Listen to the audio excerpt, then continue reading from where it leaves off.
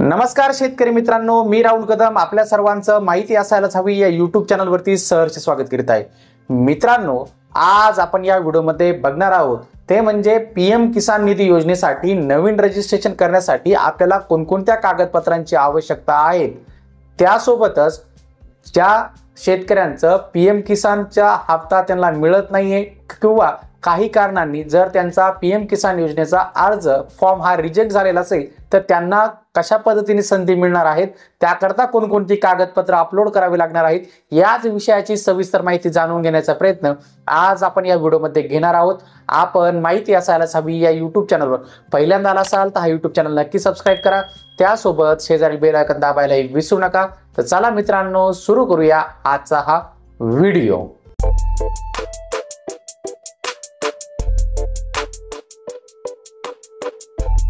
PM किसान पोर्टलवरती स्वयं नोंदणीकृत लाभार्थ्यांना अर्जाची जी काही कार्यपद्धती आहे ती बदलण्यात आलेली आहे। म्हणजेच आपण स्वतः जाऊन पीएम किसान पोर्टलवरती जे काही रजिस्ट्रेशन करत होतो त्याच्या कार्यपद्धतीत आता बदल करण्यात आलेला असून नवीन स्वयं नोंदणी म्हणजे स्वतः नोंदणी करणाऱ्या लाभार्थ्यांना सूचित करण्यात येते की सदर योजनेच्या पोर्टलवर ऑनलाईन नोंदणी करताना खालील प्रमाणे कागदपत्र अपलोड करणं हे अनिवार्य असणार आहे।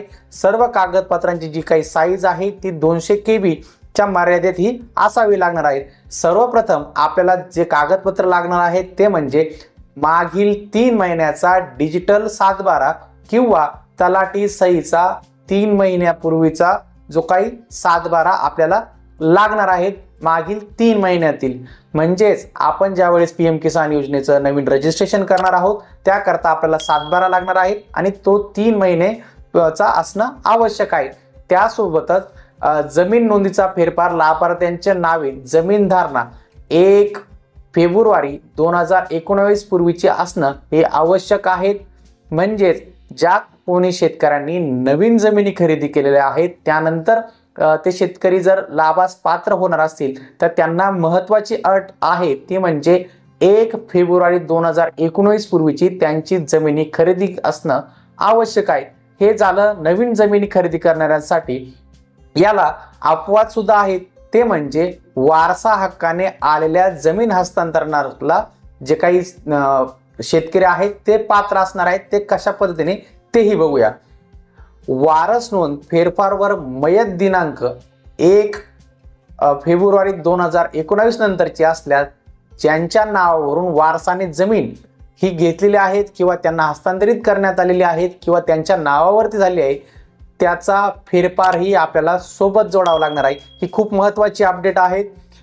ज्या शेतकऱ्यांना वारसा हक्काने जमीन प्राप्त झालेली आहे त्यापूर्वी त्यांच्या वडिलांना किंवा जे काही घरातील रक्ताचे नातेवाईक असतील त्यांच्या नावावर जी जमीन होती ती त्यांना वारसा हक्काने मिळाली, काही सर्टिफिकेट आहेत ते जोडावं लागणार आहेत।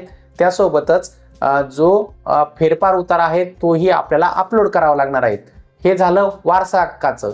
आता पुढे बघूया, पती पत्नी व 18 वर्षाखालील अपत्याचे आधार कार्ड सर्व एकाच पानावर स्कॅन करून आपल्याला अपलोड करावे लागतील।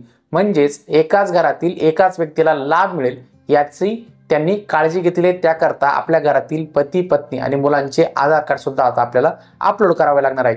वरील सर्व ऑनलाईन अर्जावरती ही कागदपत्र अपलोड केली आणि कागदपत्रांची पडताळणी अंती सदर लाभार्थ्यांना महाराष्ट्र शासनाकडून मान्यता मिळणार आहे आणि त्यानंतर त्यांना पीएम किसान योजनेचे जे काही वार्षिक 6,000 रुपये हे सुरू होणार आहे।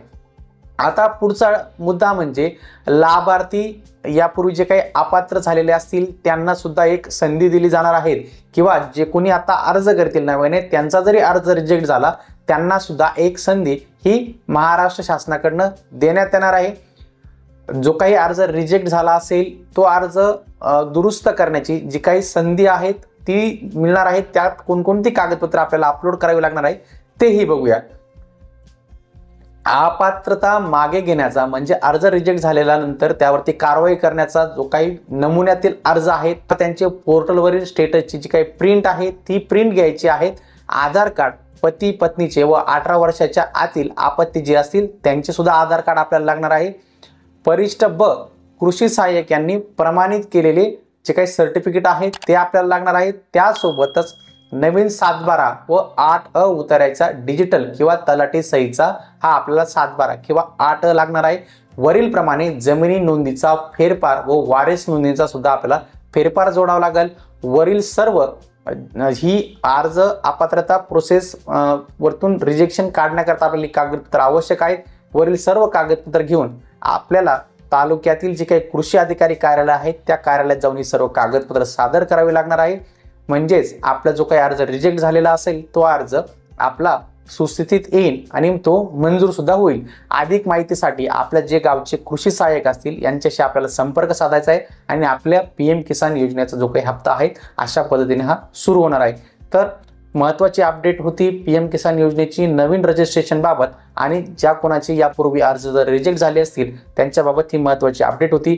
आपण माहिती असायलाच हवी या यूट्यूब चॅनलवर पहिल्यांदा असाल हा यूट्यूब चॅनल नक्की सबस्क्राईब करा। त्यासोबत शेजारी बेल आयकॉन दाबायलाही विसरू नका। भेटूया पुढील व्हिडिओमध्ये। धन्यवाद। अशीच माहिती आपल्या व्हॉट्सअप आणि टेलिग्राम ग्रुपवरती मिळवण्यासाठी आमचे ग्रुप नक्की जॉईन करा, ज्याची लिंक आपल्याला ह्या व्हिडिओच्या डिस्क्रिप्शन बॉक्समध्ये देण्यात आली आहे।